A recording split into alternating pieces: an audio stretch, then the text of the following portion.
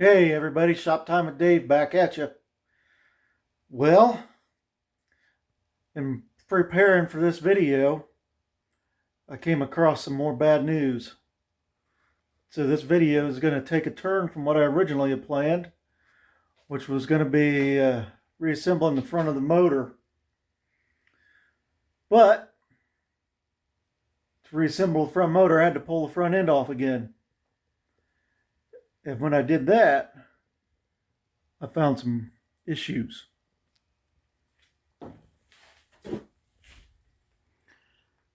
Front pivot pin, it's wore pretty good.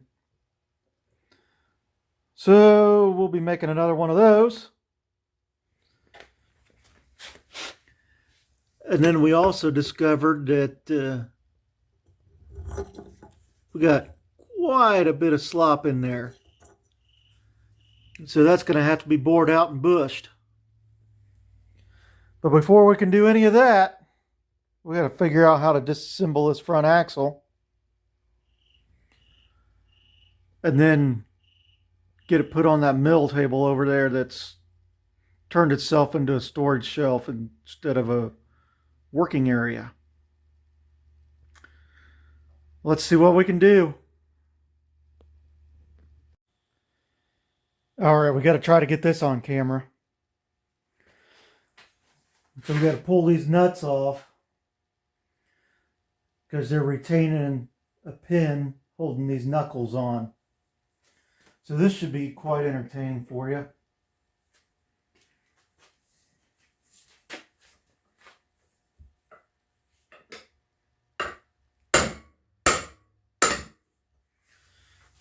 Well, that was anticlimactic.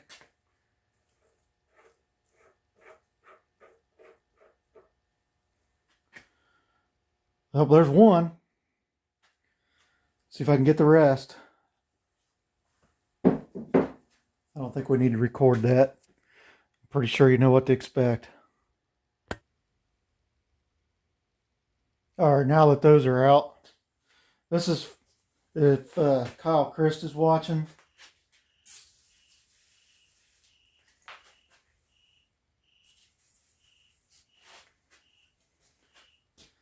I mean, what could it hurt, right?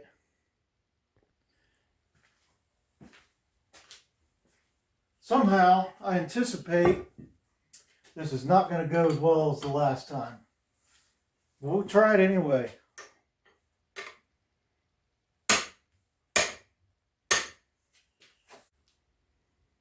See if we can grab the impact gun and spin them off. Here we go. I looked and looked, but I couldn't find you a chrome socket, so you're just going to have to deal with this being an impact socket.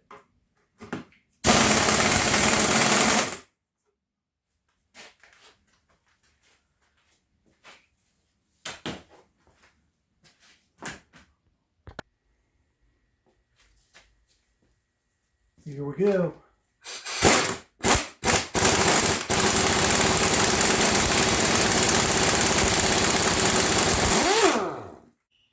Now, what's the chances that I can drive that out with a trusty claw hammer?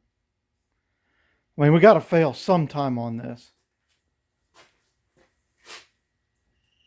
I did spin the nut back on so we don't tear up the threads. Hopefully.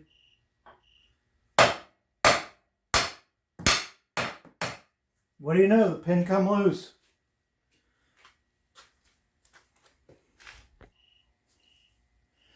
One more. Let's see if it does it.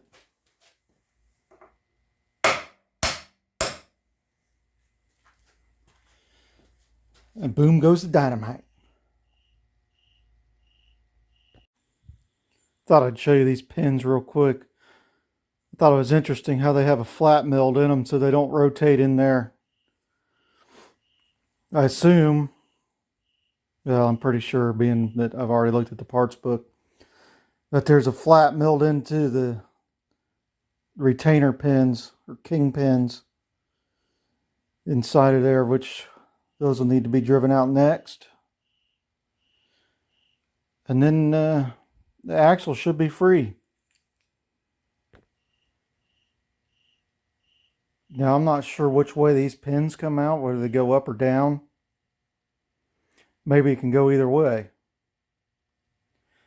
But I guess we will try and find out. Perhaps there's still a nut that we need to take out right here.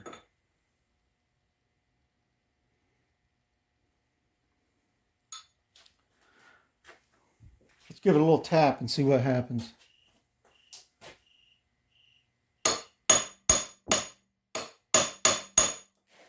Sounds pretty solid. Let's try this angle and see if we can tap the pin down.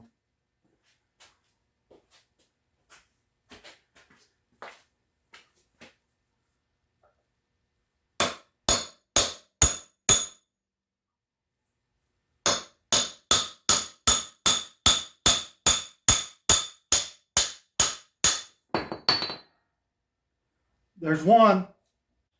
There we have it. One front axle loose up on the bench. And look at this.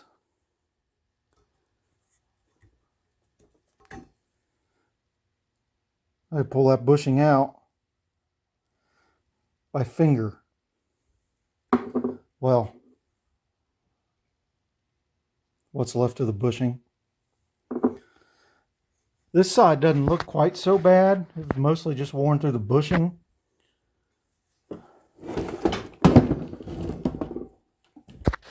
If we look at the other side, quite a bit worse. So I'm going to think we'll mount it in the middle this side up, and we'll bore that hole out. So the next time you come back, we'll be up on the mill and see what we can get done, see if we can get that bored out and a new bushing made. All right, we got everything disassembled. I went ahead and knocked the bushings out. Well, the one came out, which you already saw. And you can tell real good in this shot, we're wallered out. Also looks like we're a little off center. So the next thing to do is make a little adapter. It'll be this diameter here. And then we'll go up inside the spindle and we'll just line it up by eye, because that's going to be way close enough for what we're doing on this to get our spindle and the pivot point of this axle in line with each other. All right, we're back at the mill. Go over the tools we're going to use here. So first, we have a 7/8 collet. It's an R8 collet. And then to do the actual work, we're going to use this boring head. This goes up in the collet, and then this shifts back and forth. You're very accurately able to adjust the diameter using this dial, graduated dial here. And then we have a boring bar fit into it. And to line up, I've gone over to lathe and made this little plug. It is just a piece of scrap aluminum. And what we're going to do is put that inside the collet, conveniently, the same collet we need for the boring head. Once that's in there, we can use this as a visual cue to line up on this boss. Now this doesn't have to be accurate at all. You can see how bad it really is already. Whatever we're going to do is going to be way better. It's hard telling if it was the way a fixture was made in the factory or if it's some of its wear. It's hard telling exactly what has happened over 70 some odd years. So let me get this installed and get you on the tripod, and we'll get going. All right, we got our little plug installed here. See if we can line this up. I just released spindle lock there, or quill lock. Now we're just going to move the table around until these line up good.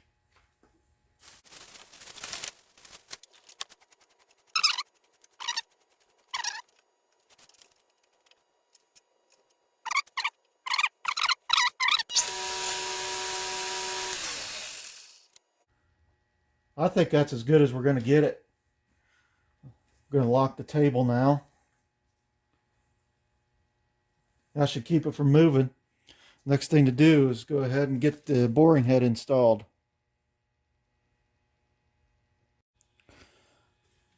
So we have the boring head installed and ready.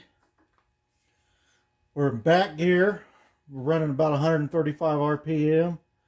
We have our power feed set up. Let's give it a go on a first pass and see what happens. Probably not going to cut very much.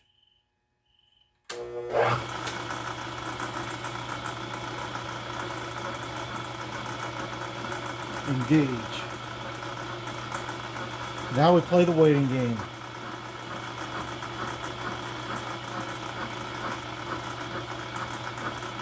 I can hear it cutting a little bit, can you?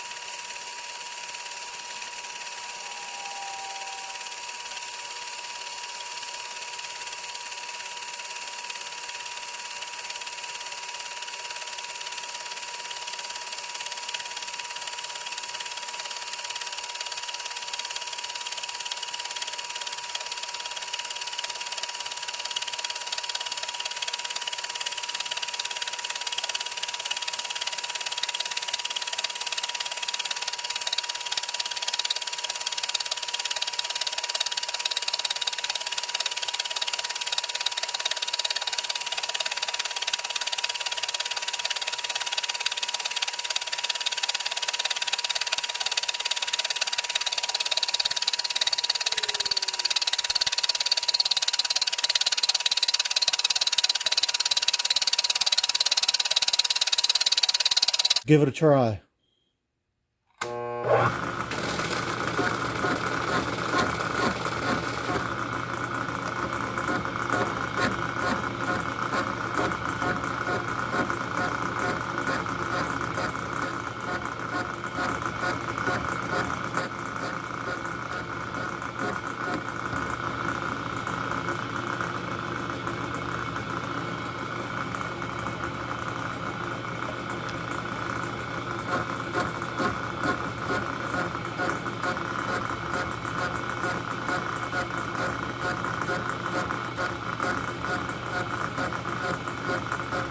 If you look in there, you can see that it's cutting just a little bit more this time.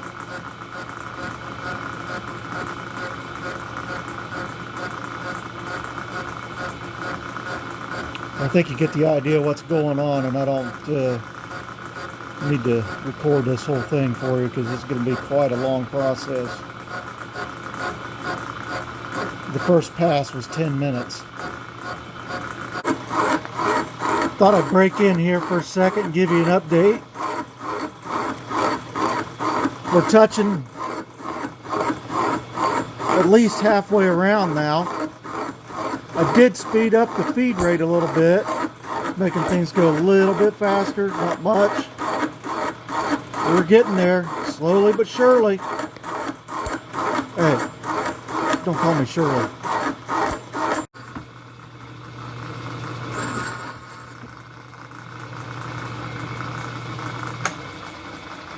Trying to do things one-handed is a little tricky. Well, anyway, I think we better stop here. As you can see, we didn't completely clean up. And we're over 1.5 inches. The bushing material I ordered was 1 3/8, because I thought that's when we were going to clean up, and I was wrong. So we're going to have to step back and come up with a new plan, whether that be order new bearing material or come up with a bushing.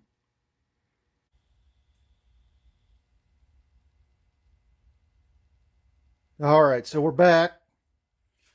I got this piece of 4140 in here. I think we'll be able to make a real nice bushing out of to build that axle back up with. So let's get started on turning and see what we can do.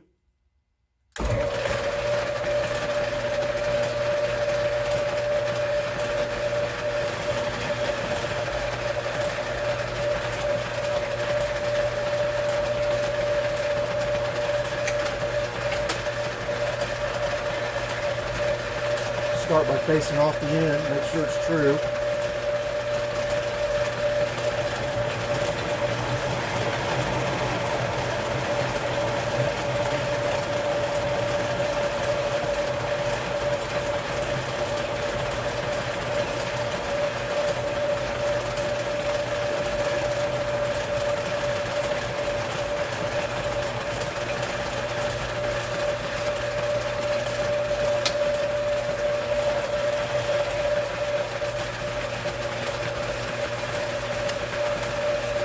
Do a little touch off.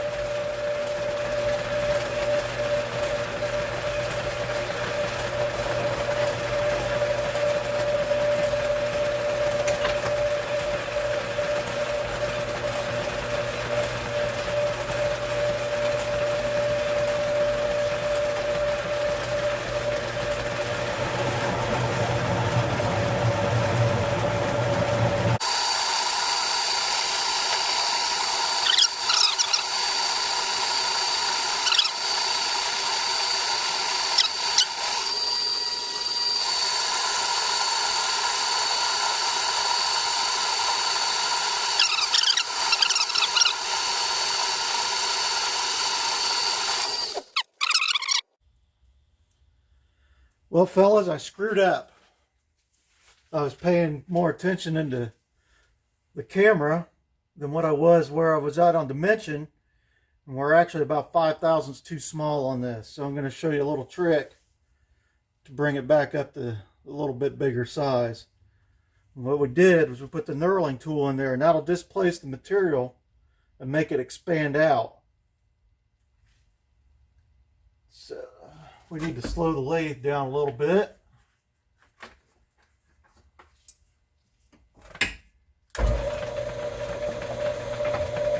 See what we can do.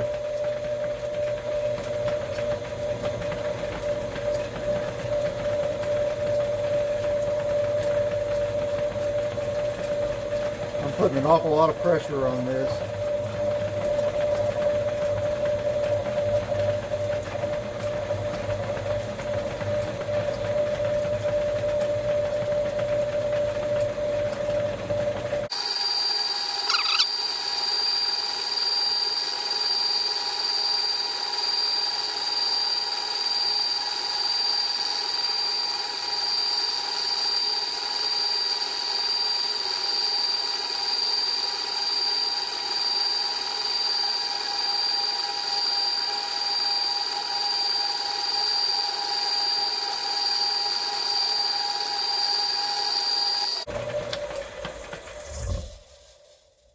All right, we got a pretty decent knurl on there.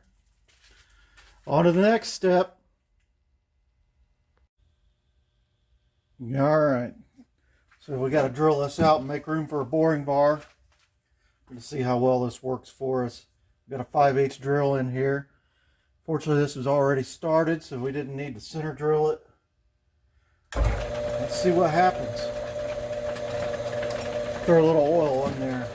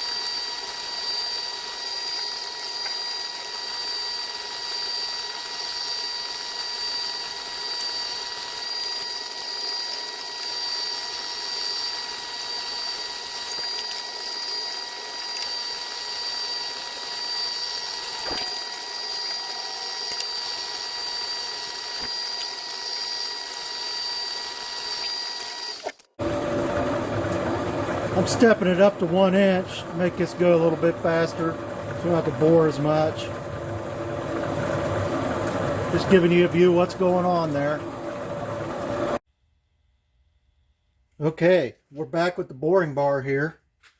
We're going to run it in there, make a few passes, and open this up to 1.25 inches.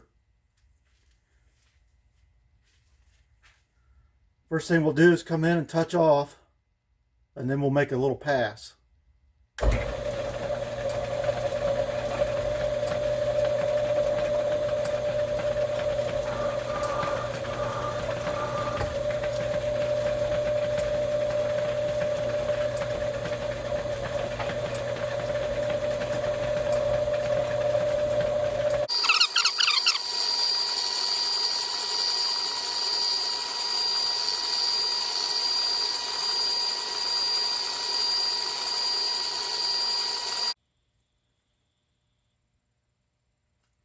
All right, everybody. We finally made our final pass with the boring bar. And we're going to go in there and measure it so I can show you. I don't believe I've used this tool on here before, so I thought I'd show it. It's a dial bore indicator. This actually reads down to tenths of thousandths. However, I don't have a way of setting it that accurate. But for what we're doing, I think even half thousandths is more than adequate.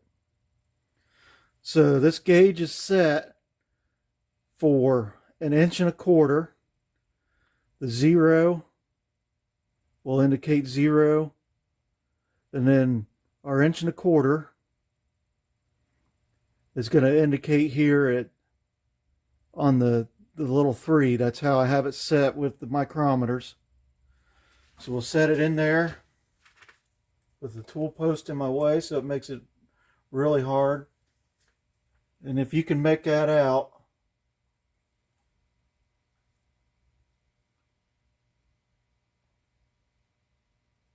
and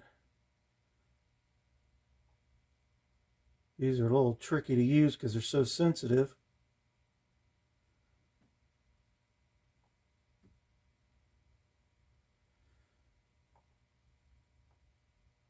We're at about 4 to 5 tenths over on this gauge.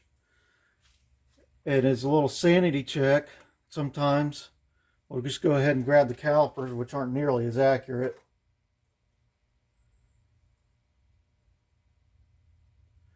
It's showing about 2 thousandths over. I'm okay with that because I know they're not as accurate. And then as a third check, I'm pretty sure you've seen me use these before. These are, you either call them telescoping bore gauge or snap gauge.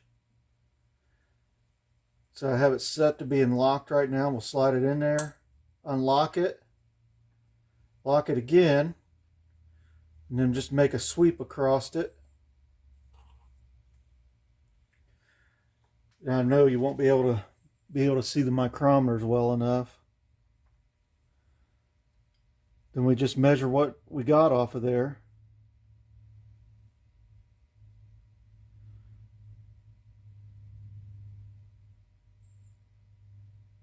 And if you can see it, I don't think you can. We're right on the money, or maybe just a couple tenths over. I don't think we're going to get any more better than that, guys. So now we know that we're good. You can pull out this another little tool. A lot of people call these a roto burr or a routa burr. I just call it a whirligig because it kind of flips around. I'm just going to set this in here.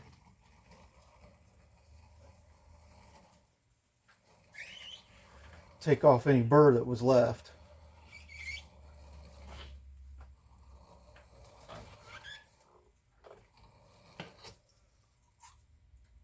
Now you got a nice little, small little chamfer in there. You won't cut your finger on it. Next thing I'm going to do is I'm going to pull this out of here. And we're just going to lop this off on the bandsaw. And you've seen bandsaws plenty of times, so I'll skip filming that this time around.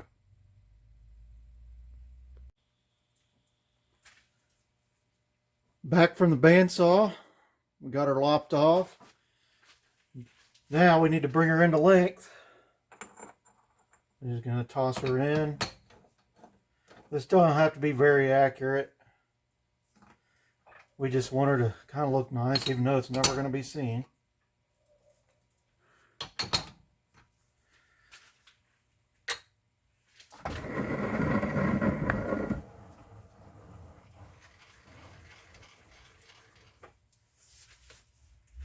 All right, come in, touch off, make a couple cuts.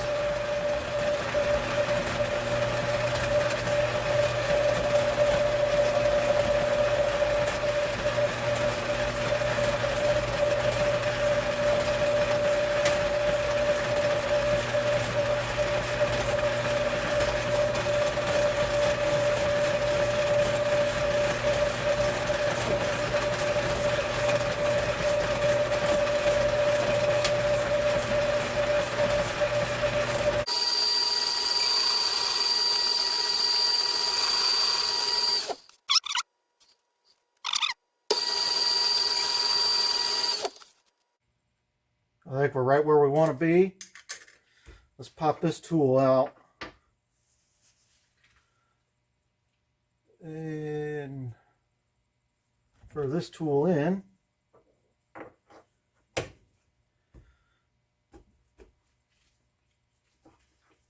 We're just going to use this to break the edge, give it a nice little chamfer, make it a little easier to start when we go to press it in.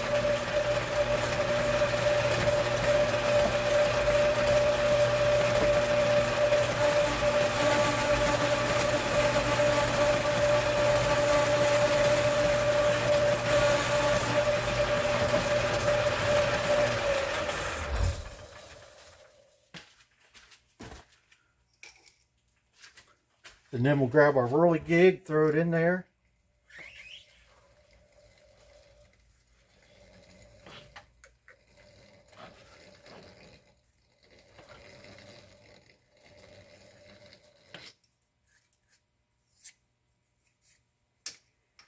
This bushing's done.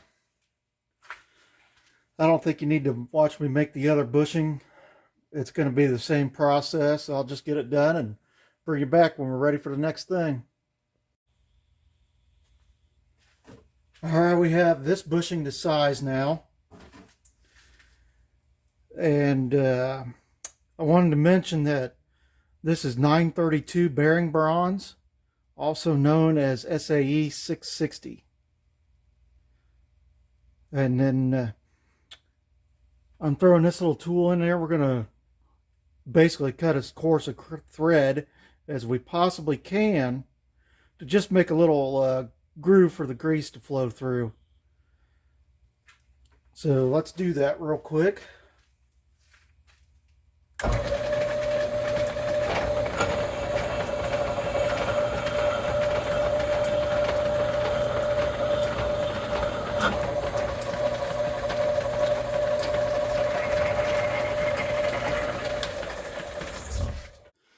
We got our other bronze bushings made. Let's see if we can get them knocked into this here other sleeve first. I anticipate these shrinking once they go in here, and I need to know that measurement before we make the pin. We're just going to knock them in. We're going to use our little lineup tool.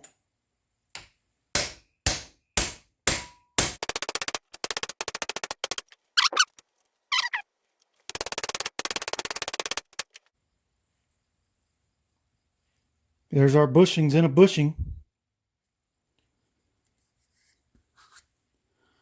Now we'll use this as a tool to get our pin diameter correct. Alright fellas, now we got to make this pin. So let's see, it'll be about 1 inch in diameter. Got to drill and tap one end for a grease fitting, and then put a couple other holes through it. Let's get started.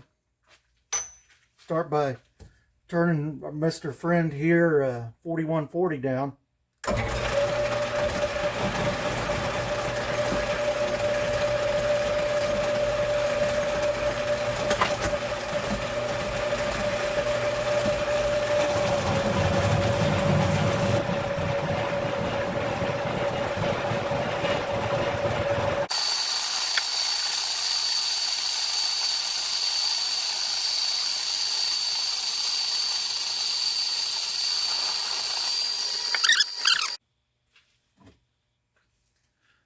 Alright, so we got it turned down. We got a pretty good slip fit there. It's about 5 or 6 thousandths. I was hoping for, we'll say 3, but I guess it wasn't meant to be on this job. Next thing we need to do is get a hole in here about halfway down for grease to travel through. Alright, we're all in position. Go in here with a 1/4 inch drill. We're going to go about as far as we can with this drill, and that should get us about to the center. Well, let's do it. Fortunately, we already have a dimple left in there from the last job.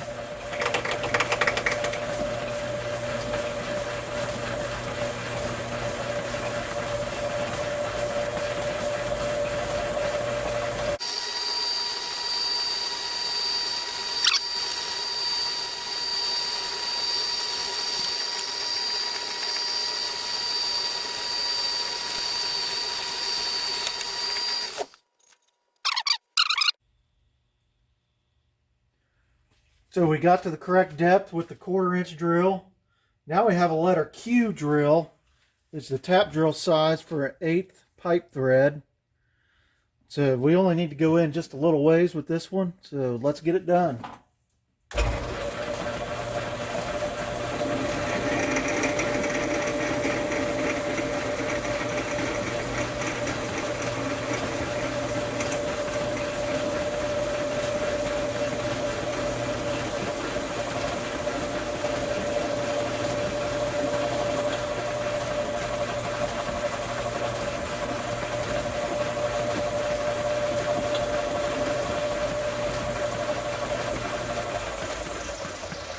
Alright, that's more than sufficient.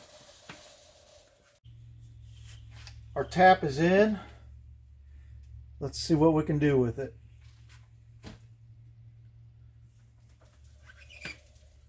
I'm just going to manually bring the chuck around. Now I'd anticipate that once we get a couple threads in, the tap's just going to turn in this chuck. But the idea here is use the tailstock to start the tap going straight.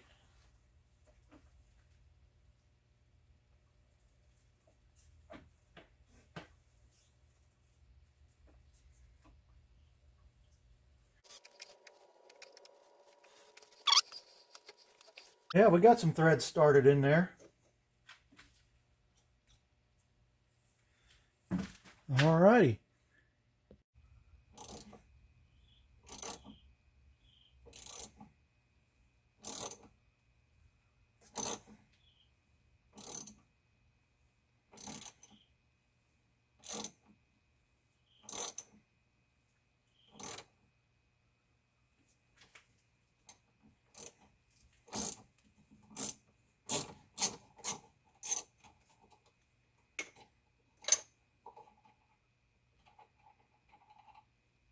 We made some chips. We got some threads in there.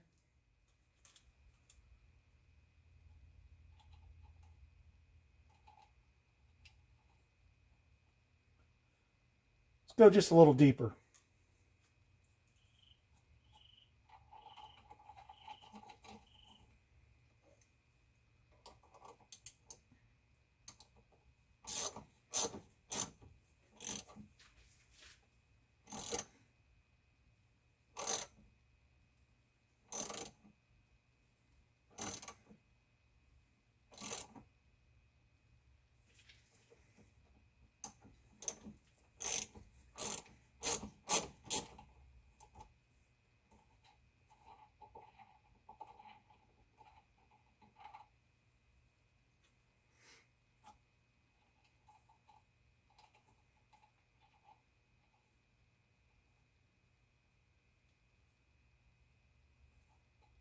I think that's going to work for us, guys. Now we got to cut it off. Bring it to length.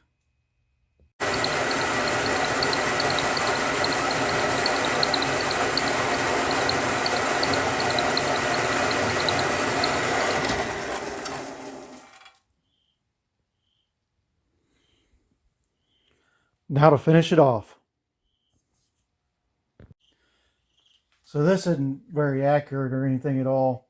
We just got to get a hole crossways through there. So I just kind of lined this up eyeball.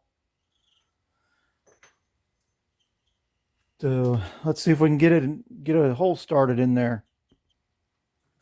Here we go. How's my elbow look to you?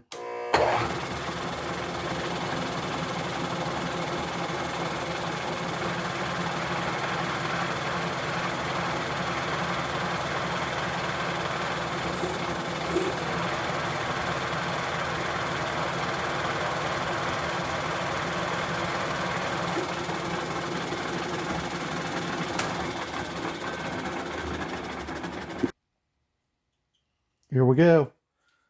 I just randomly picked a drill that was pretty close to the size that was in the old one. Nothing real scientific about it.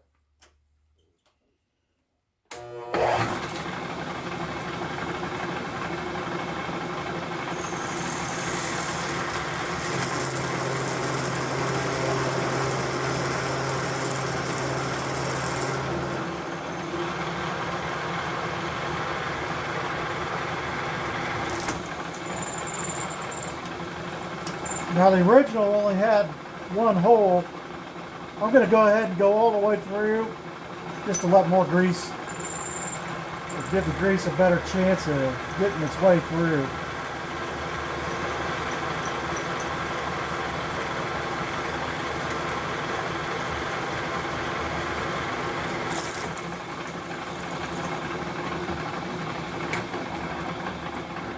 Bob's your uncle.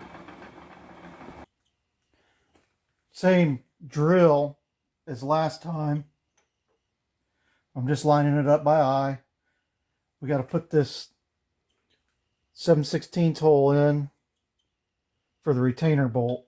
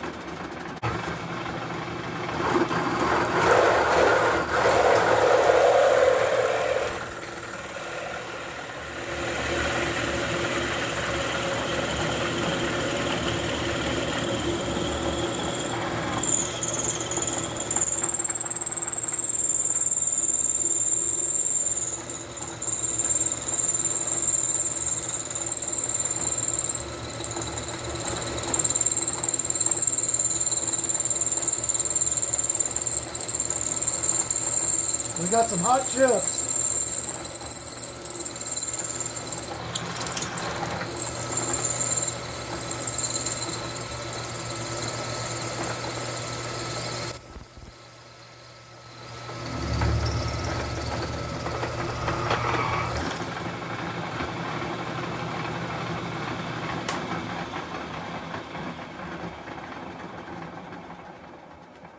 Well, that was interesting.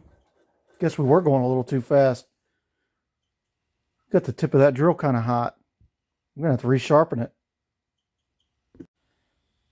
All right, now we get to see if it work hardened or whatever from getting hot.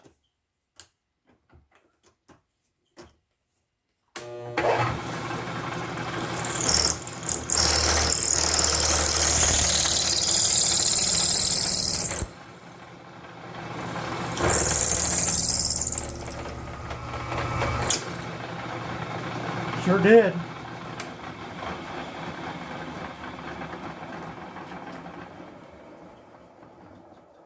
I guess we back up for plan B now, huh? Okay, I've had some success with this in the past. Flipping the part over and coming back through the other side. Hopefully it won't be as hard.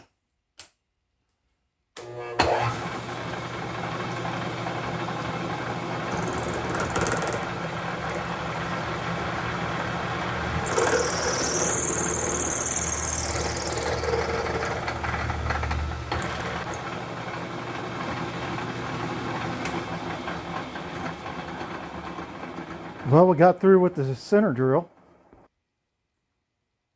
Okay, drill sharp again, I hope. See what happens.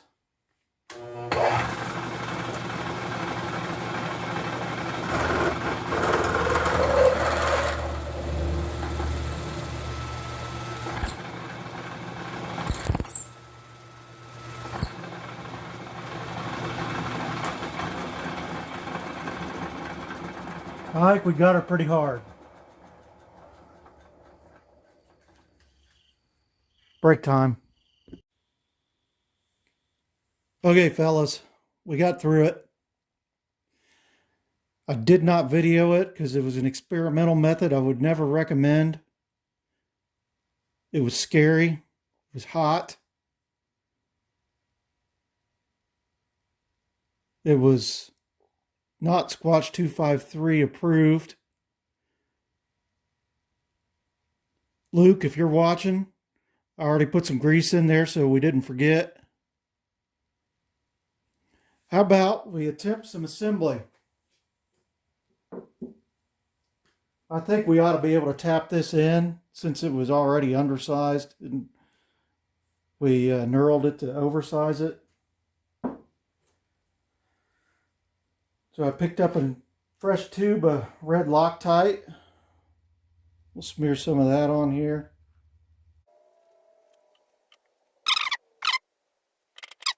I put a little grease in there already. Just like before, we'll take our little aluminum slug. See if we can drive this in.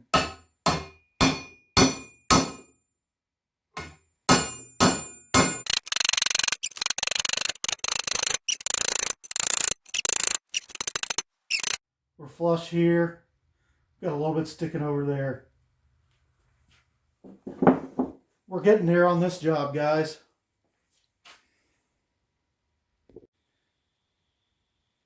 And just to show you, we've gone from these wore out bushings, worn down pin,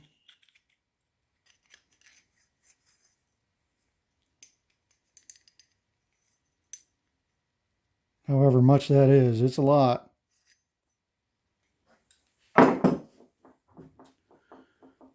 We in the shot here. Still a tad looser than what I wanted, but so much better than what we had. On to the next step, guys. All right, everybody. How about some little reassembly finally? Let's start with these nuts I took loose that I found out I didn't need to take loose. I think we'll just use the burp gun here, run them on real fast.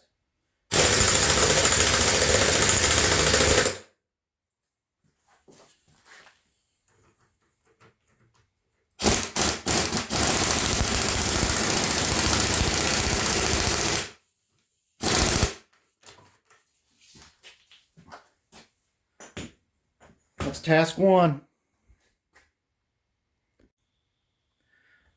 I think the next thing we need to do is run these keeper caps on the bottom of these spindles.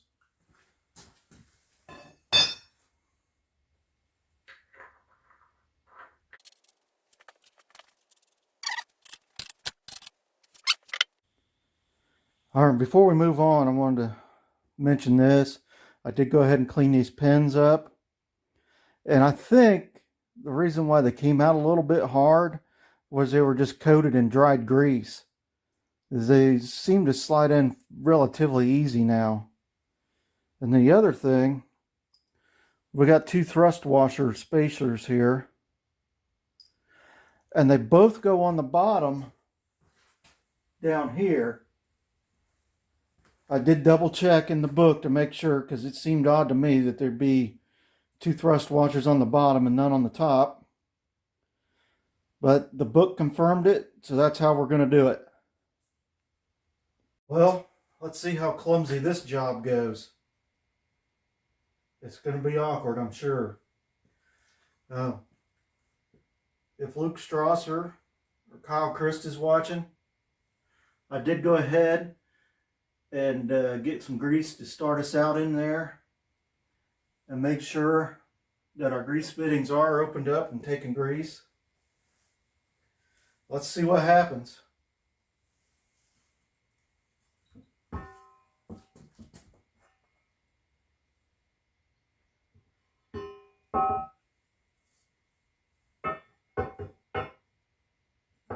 See how awkward this is going to be for us.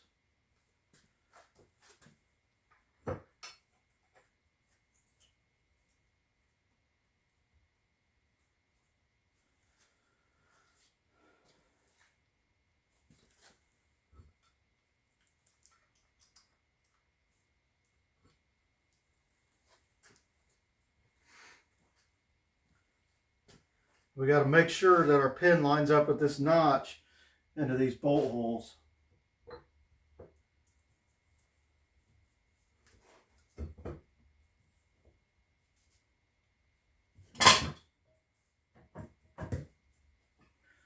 There's one started.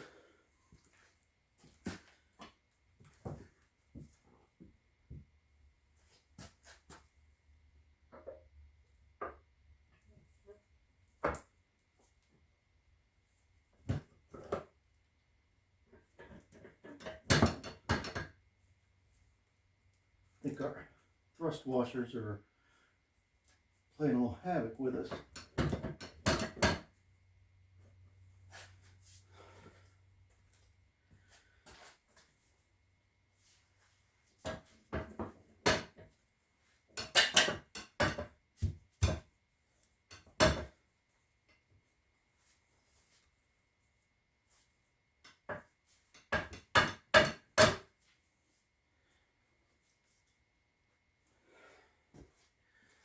Well, that went amazingly easier than what I could have anticipated.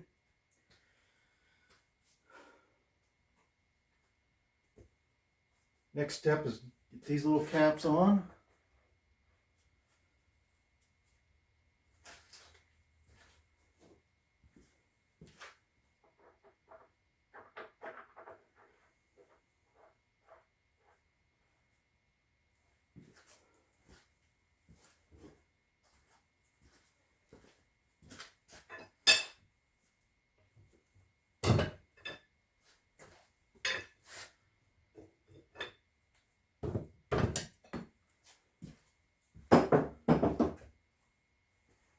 Well, that's something. Next thing to do is to put these pins in. You notice there's a flat. That flat needs to line up with the pin, and that keeps it from rotating in the axle. And then these knuckles will do the rotating and reduce the wear. So slide one in.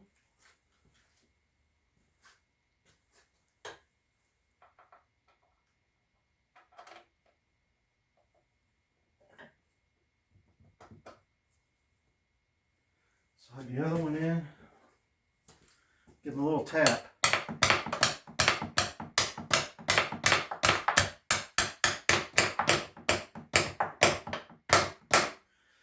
That one's set.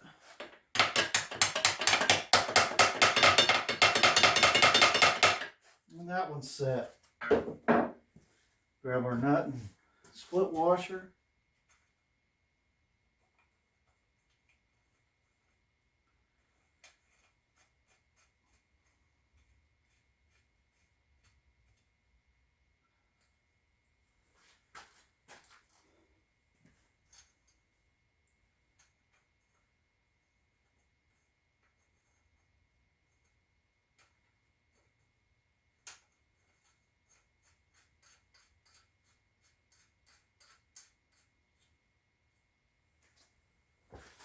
Grab a wrench.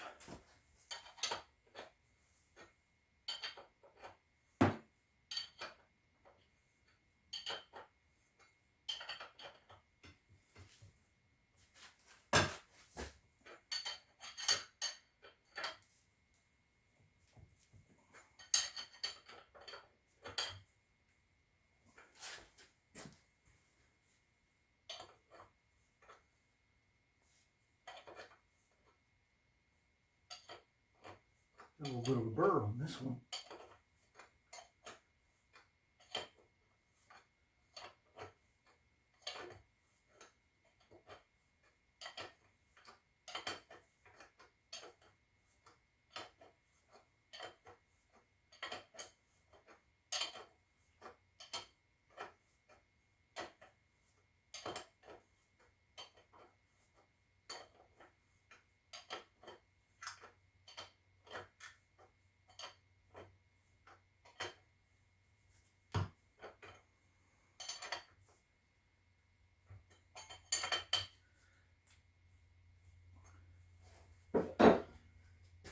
We're making some pretty good progress today, guys. Okay, everybody, let's do this. So if you've watched me for any time at all, you know that I try to get paint where I think it's going to be hard to get it later. So I went ahead and I painted down inside of here and on the bottom.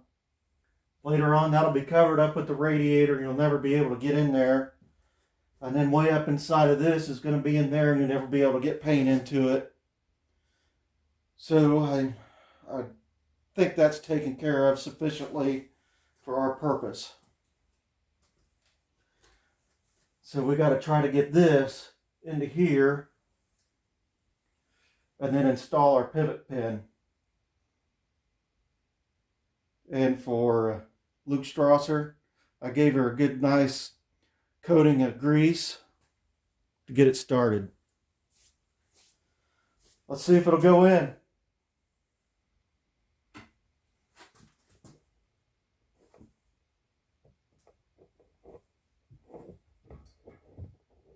And of course, I wanted to get this done as fast as possible. So the paint is still a bit wet and sticky. But I wanted to get this video out to y'all.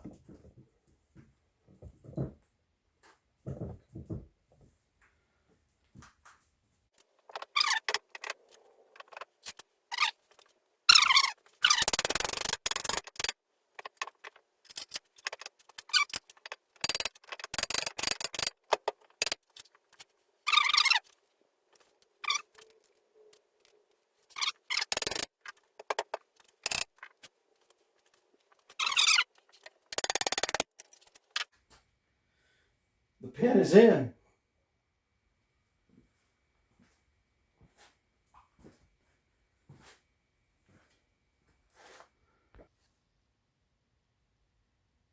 All right.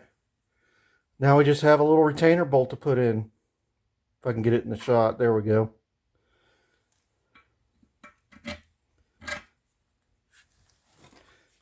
Little tappy. Can you see this? Split washer. And Mr. Nut. There he is.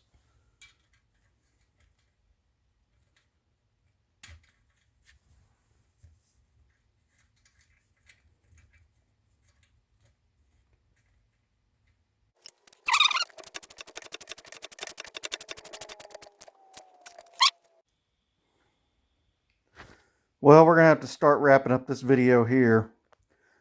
I wanted to finish with this front end being bolted back to the front of the motor, but we're not ready yet. The actual reason why I even took it off is I can't slide the pulley over the end of the crank here with that casting in the way, so it had to come off. Plus, we still got to get in here and get a seal put in. And all of that has to wait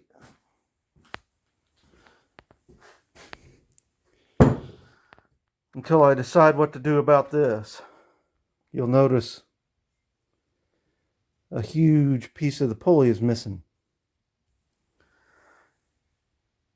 Now, if it wasn't for you guys out there, I'd probably just let it go and put it on because I don't plan on using that anyway. But I know that y'all out there will never let me live it down, so it's got to be fixed. So that will probably be the next video in this series working on the Case D. Alrighty, everybody. Well, another shop time with Dave wrapped up for you. So, we covered a lot in this video, and I know it ran really long. I'm going to cut it down as short as I can for you. But we'll do what we can. So, in this video, to wrap it up, we took a problem and then found major adversity along the way, and then developed ways to overcome that adversity. So, I hope you learned a little bit out of this video on how when you make a mistake, you can recover from it. And we made several, and we recovered from all of them, and we have a satisfiable fix. So I hope you learned something. Come back for more Shop Time with Dave. Thanks for watching. Bye.